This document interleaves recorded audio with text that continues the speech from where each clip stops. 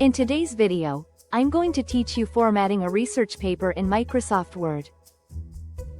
Before we dive in, remember that instructors and publishers sometimes have their own variations, even when they follow APA or MLA.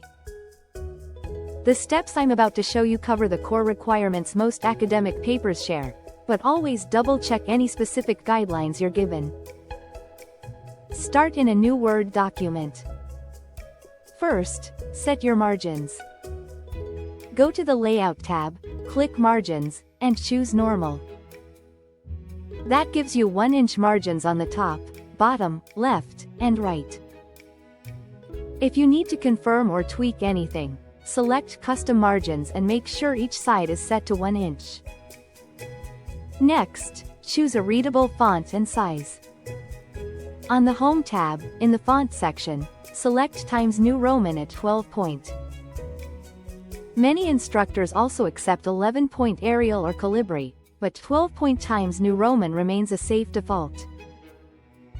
If you want every new document to start this way, press Ctrl+D to open the font dialog, pick your font and size, then click Set as Default and confirm.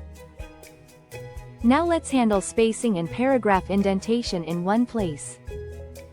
On the Home tab, find the paragraph group and click the small arrow in the bottom right corner to open the paragraph dialog. Under Indentation, find Special, choose First Line, and set it to 0.5 inches. This ensures every new paragraph automatically indents correctly without using multiple spaces. Still in this window, under Spacing, set line spacing to double, and make sure the before and after values are both 0 point. Click OK. This double spacing should apply to your entire document, including the title page and the References or Works Cited section. While you're here, make sure your alignment is left aligned, not justified.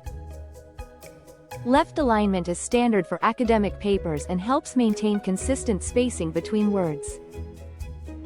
Add page numbers next. Go to the Insert tab, click Page Number, choose Top of Page, then pick Plain Number 3, which places the number in the top right corner. Check that the number appears on the first page as well.